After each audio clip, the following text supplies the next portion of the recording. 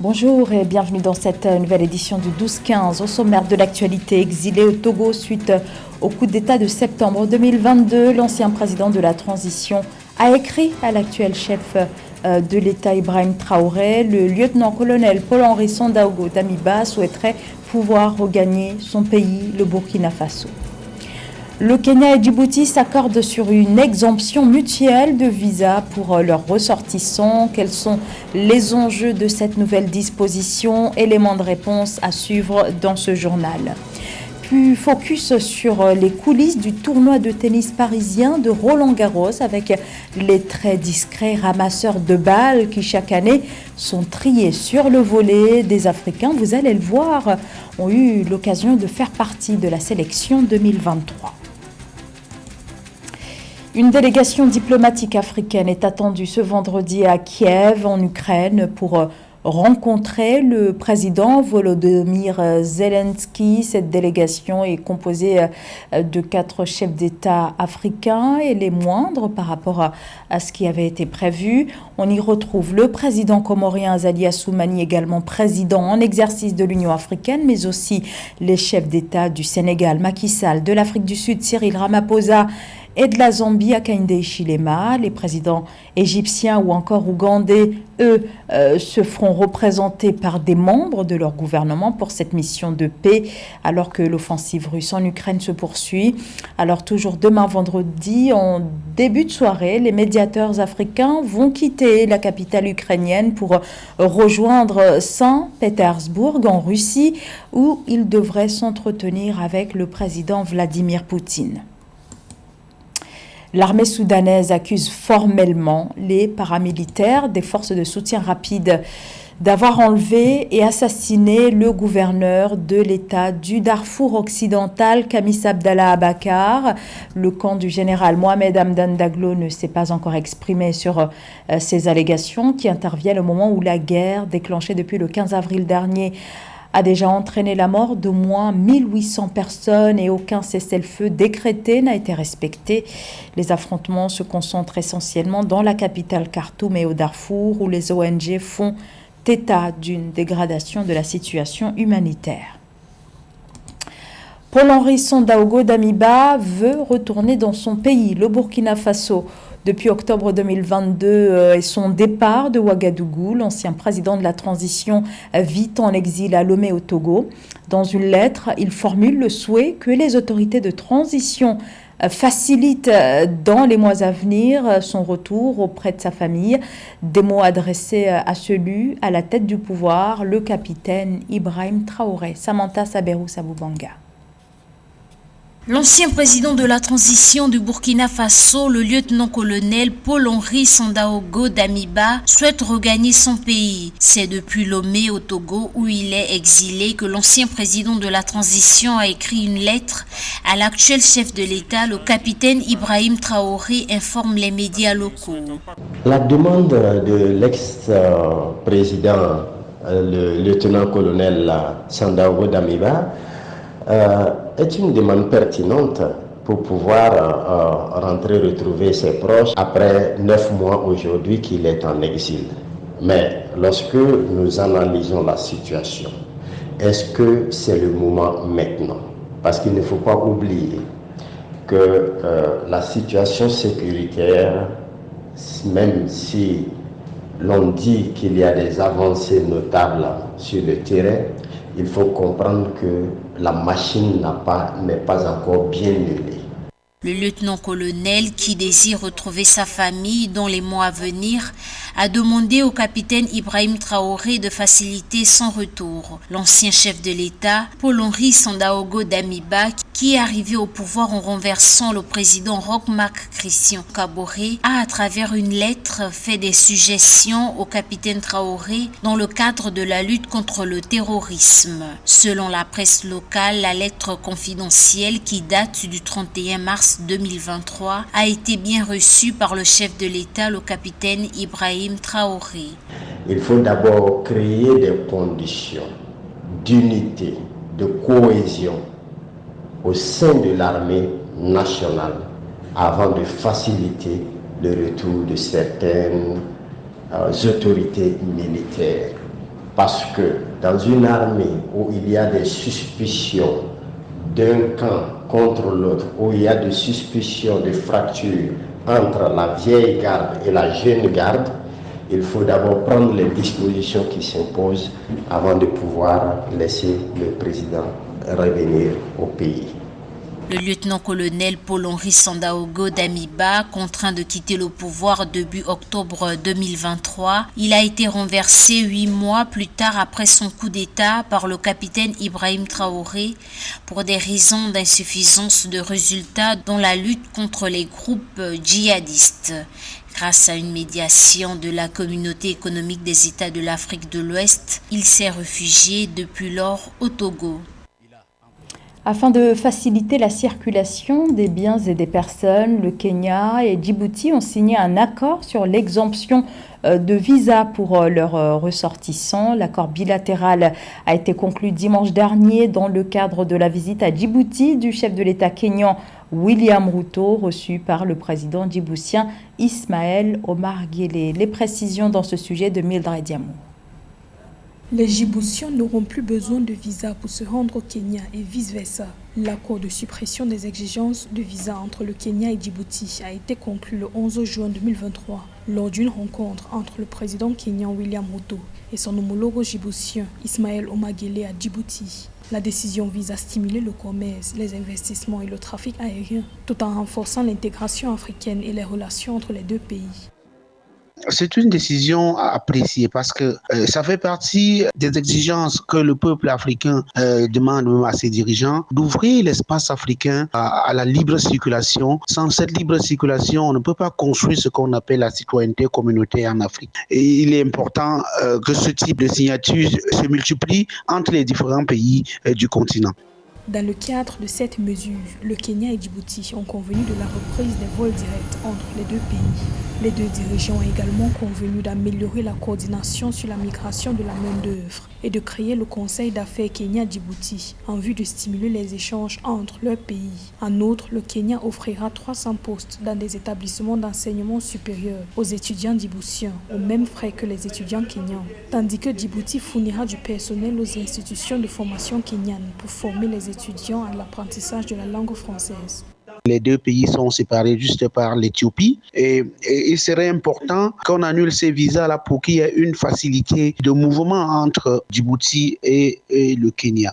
Et cela entre en droite ligne avec la zone de libre-échange continentale. Il ne faudrait pas que ça se limite seulement au niveau de la libre circulation des personnes, que ça soit aussi au niveau de la facilitation du commerce intra-africain entre les deux pays.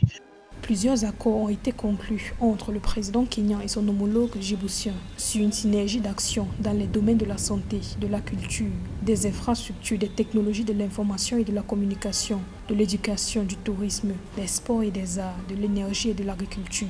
Les deux pays prévoient notamment la production de l'énergie géothermique et un cadre permettant la reconnaissance réciproque des certificats délivrés par leurs établissements d'enseignement supérieur respectifs. Alors qu'une bonne partie de la classe politique guinéenne se montre de plus en plus inquiète face à l'actuelle transition qui ne prendra fin qu'au terme de l'année 2024 et que les partis politiques exigent le retour des civils au pouvoir, une délégation guinéenne composée d'acteurs politiques et sociaux a présenté les résolutions du dialogue interguinéen à la CEDEAO, la Communauté économique des États de l'Afrique de l'Ouest. Face à la presse, la délégation a exposé ce qui est ressorti de cette rencontre. Mamadou Souaré. Les membres de la convergence des acteurs sociopolitiques impliqués dans le dialogue interguinéen, à peine rentré d'Abuja où il a été reçu par Dr Omar Ali Touré, président de la commission de la CEDEAO, ont fait face à la presse guinéenne pour principalement expliquer l'intérêt de ce déplacement. Et nous sommes venus pour l'étendre les 35 résolutions issues du cadre du dialogue, qui d'ailleurs a pris en compte toutes les préoccupations des gens qui refusent de venir autour de la table. Quand il a reçu le document, je vous assure, il était très émerveillé. Aujourd'hui, nous avons eu à faire cette démarche. On ne peut pas rester sans venir donner le contenu de cette rencontre. Il rentre donc d'Abuja avec de bonnes nouvelles, des promesses de l'institution sous-régionale engagée à soutenir la transition guinéenne. Ici, le représentant de la CEDEAO nous a fait comprendre que malgré le temps écoulé, il y a encore une chance, un moyen de pouvoir respecter le chronogramme si nous voulons bien sûr faire les choses ensemble. Et quand on est arrivé à Abuja, le président de la commission aussi nous a fait comprendre et qui sont entièrement prêts et d'accord à accompagner la Guinée. Cette coalition jugée pro-junte veut surtout dissiper les critiques et puis inviter chaque Guinéen à apporter sa contribution pour la réussite de la transition. Nous nous sommes inquiets de ce qui se passe en Guinée. Ce qui se passe en Guinée, pour nous, on ne doit pas rester silencieux. Pourquoi? La junte au pouvoir, je veux dire les militaires au pouvoir, on ne peut pas les laisser seuls gérer la transition. S'ils sont bloqués à un moment donné, nous sommes appelés en tant que citoyens, engagés dans la transition pour venir débloquer à des niveaux où les civils peuvent intervenir. Mais nous sommes désolés d'apprendre du côté de Tabouza que des leaders viennent saper la Guinée tout en disant à la CEDEAO de ne pas nous être accompagnés. C'est compliqué. Après l'étape d'Abuja avec la CEDEAO, les membres de la convergence des acteurs sociopolitiques prévoient prochainement un déplacement en Europe pour rencontrer les dirigeants de l'Union européenne afin de demander, là aussi, le soutien de l'Union européenne. L'économie bleue, l'Union africaine y voit l'avenir du continent. En effet, avec 38 États côtiers et insulaires en Afrique, cette économie est amenée à jouer un rôle essentiel dans la transformation structurelle de l'Afrique, mais à condition d'y mettre les moyens. Une conférence ministérielle qui a refermé ses portes ce mercredi à Moroni en Comores a été entièrement dédiée aux enjeux des activités économiques liées aux océans. Nathalie Moore.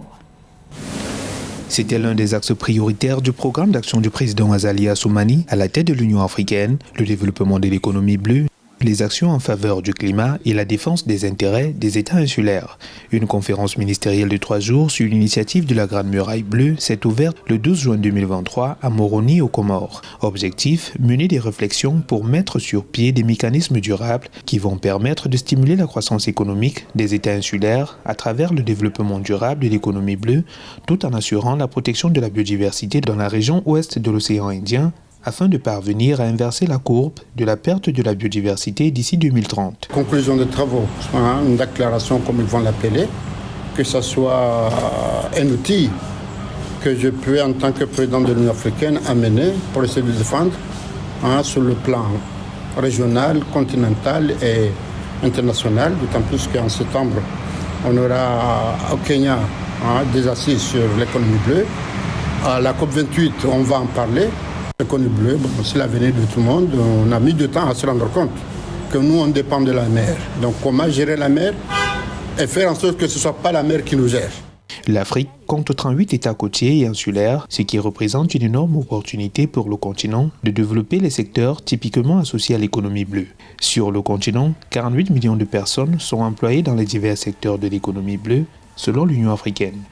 Figure de proue de l'économie bleue africaine, la pêche génère chaque année plus de 24 milliards de dollars, soit 1,6% du PIB de l'ensemble des pays africains. Pour dynamiser l'économie bleue, les experts appellent à davantage d'investissements dans le secteur et à la formation des acteurs. Les Comores, c'est un pays qui a beaucoup de ressources marines qui ne sont pas encore exploitées. Donc dans ce cadre de cette conférence, les recommandations qui seront issues de la déclaration de Moroni vont permettre de mobiliser certains investisseurs pour venir aussi au niveau de la pêche, de l'aquaculture, pour que les Comores puissent bénéficier des revenus en exportant ces produits vers les pays continentaux. Organisé par le gouvernement des Comores, en partenariat avec la Commission économique des Nations Unies pour l'Afrique, ce rendez-vous économique de haut niveau a réuni des experts et représentants de 12 pays, dont 7 pays insulaires africains et 5 pays côtiers de l'océan Indien occidental. Les Africains parmi les 280 personnes sélectionnées comme ramasseurs de balles lors de l'édition 2023 de Roland-Garros, une forme de consécration pour ces jeunes amateurs de tennis qui, discrètement sur les cours de Roland-Garros, font partie de ceux qui assurent le bon déroulement des matchs du tournoi. José Douglas. comme s'ils étaient déjà habitués aux grands événements sportifs et ils se sentaient plutôt à l'aise dans l'enceinte où ils ont passé plus d'une quinzaine de jours en tant que ramasseurs de balles du tournoi. Ils s'appellent Bernadette Djamoni et Vladimir Doy du Cameroun et le jeune Sénégalais Mohamed Gueye. On a dû passer un test dans lequel on était environ 40 ramasseurs au Cameroun, à Yaoundé, et j'ai eu la chance d'être pris avec ma soeur. Le test consistait à tester notre agilité, notre rapidité et notre technique de lancer. On a passé des tests, c'est les meilleurs qui sont pris pour venir ici ramasser à Roland. En fait, on était 25 à Dakar, on faisait les concours de ramassage, les meilleurs sont pris. Du coup, j'ai été pris. Normalement, on devrait être 2, mais je suis le seul à venir. Bernadette Djamoni joue au tennis depuis l'âge de 4 ans. Elle est en classe de 4e à Yaoundé. Elle voudrait faire une carrière professionnelle et c'est son père, Bernard Doy, qui est actuellement son coach. Son frère, Vladimir Doy, 16 ans. Il est en première à Yaoundé, rêve aussi d'une carrière professionnelle et c'est aussi son père qui l'entraîne. Enfin, Mohamed Gueye, 14 ans, est coaché par Ablaï Baldé. Il a débuté le tennis à l'âge de 3 ans. Il est en classe de 5e et veut aussi devenir professionnel. En fait, on a échangé nos numéros pour se parler après Roland. Moi, je vais aller rendre visite à Mohamed au Sénégal aussi. Vraiment, il est très sympa. Il est très gentil. Voilà, avec les autres, vraiment, il aide tout le monde. C'est un très bon ramasseur, franchement, il est hyper sympa. Ces 3 jeunes gardent des bons souvenirs du Roland-Garros 2023 après avoir rencontré, vu et croisé tous les grands joueurs du circuit mondial. Ils en sont fiers et ont déjà en tête leurs références pour atteindre leur but final dans ce sport. C'est la fin de ce journal. Merci de nous avoir suivis. L'information continue sur Africa 24.